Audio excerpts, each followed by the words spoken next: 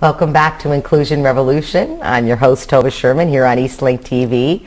Very pleased to have Shingai Nyajeka coming to see us today to talk about youth in conflict with the law, and most importantly, some of the ways we can prevent youth with disabilities falling into definitely some of these challenges or troubles with the law, because we are seeing more and more youth with disabilities really facing all kinds of different conflicts. And it's my belief, as you know, Shingai, that a lot of that has results from the lack of early intervention that we have in place when we start to see those signs of disability, and how I find that in my experience families have not on purpose but certainly not necessarily said, wait a minute, something's up, we have to deal with it, and the individual themselves is hiding it. So it's a very challenging issue trying to reach, get there early before we get to the issue of being in conflict with the law. But I know that's something you're really committed to. Can you tell me some of the ways that you believe it's most important we can all participate in an early intervention approach when it comes to youth with disabilities who are maybe heading into a difficult terrain?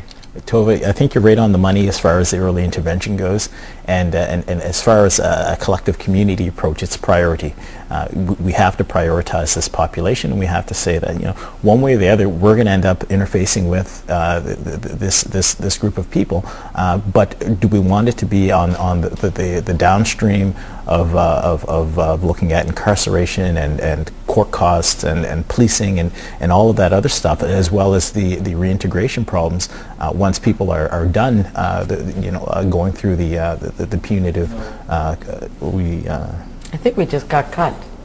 This guy's talking away. Oh. Sorry, but this young man's been talking and I'm not sure how that works. I've heard 2 yeses, a no, and a maybe. So we've obviously been distracted and we're not sure why he's talking. No offense, but your talking means you're being heard. No, it was also very distracting. That's all. We're gonna have to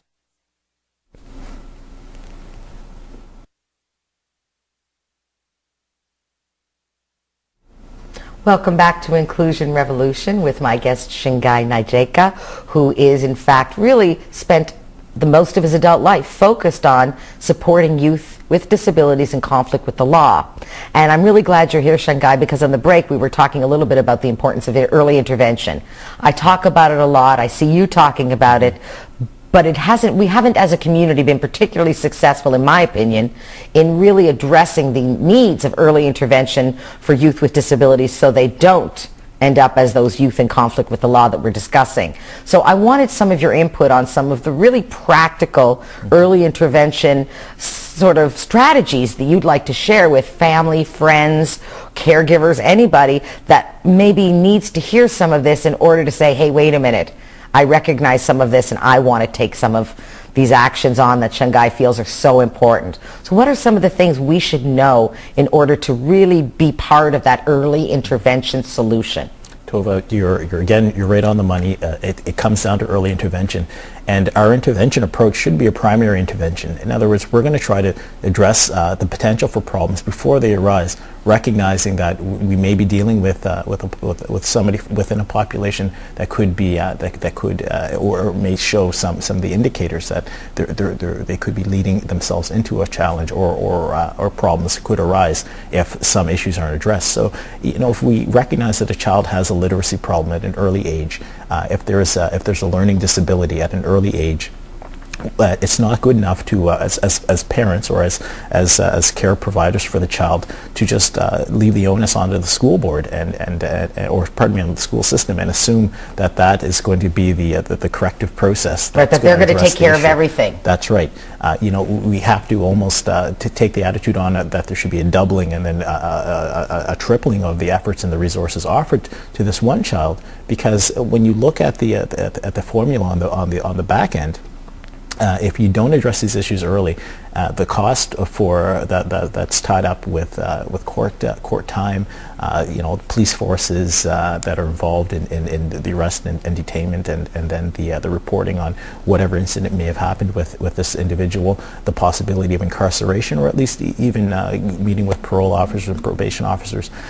All of that money is exhausted when if we had taken a fraction of what we spend out at the end of the process at the beginning and put it into practical strategies like having good community centers where recreation and education are prioritized for kids, putting money into mentorship programs within communities so that children can identify with role models that are moving in positive directions that they need to follow through with.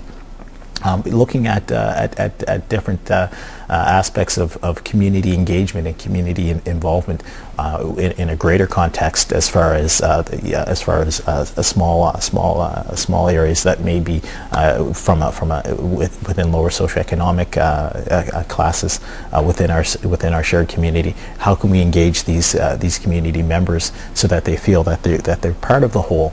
There's a lot of signs that have indicated that people don't feel welcome in many of our institutions who are coming from poor socioeconomic groups. So again, trying to break down those barriers and make the services more accessible, make them more meaningful. In other words, doing that in community development, be it through a mentorship program, or be it through a community organization that really is doing some meaningful work with the youth that are involved, and then incorporating the entire community within that process. Right. Now let me ask you, because I want to go back a little bit.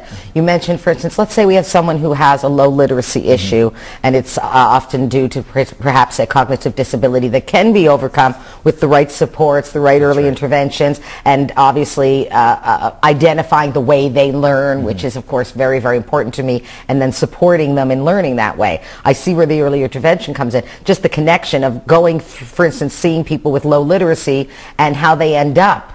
Because we did a big leap to, to the conflict with the law piece. And I guess what I'm really hearing from you is that often, because they lack the skills to get the kinds of jobs that they would like, because no one's really taken that time per se, or advocated on behalf of that person in a way that gave them what they needed, then they're more likely to then say, well, the heck with it.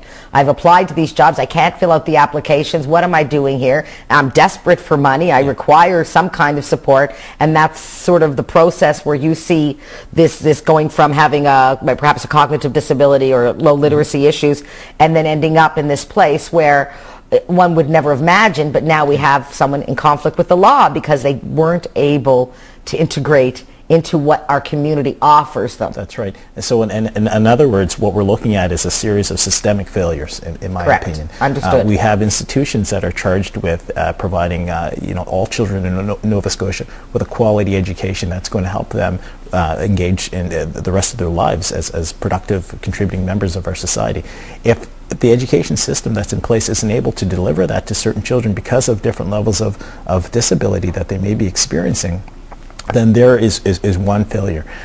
Further than that, there's again, going back to the health perspective, we're dealing with health and mental health concerns, and so there should be a much larger role being played by different parts of our healthcare system in helping these kids at the primary preventative level, or at least addressing the issues once they do arise. As far as secondary prevention, trying to minimize the impacts of some of the challenges that are presented. There's a major role there that should be played, and it's not to take away from the efforts and the works that are being done. It's just, again, saying that we need more congruency between the different players in this, and we also need to see I guess our prioritization going up within respect to this. I'll never see an end of the concerns around economy and around bringing in another major employer into Nova Scotia, and we sometimes find 10 and 20 and 30 odd million for these deals, and sometimes they don't pay off at the end of the day. We don't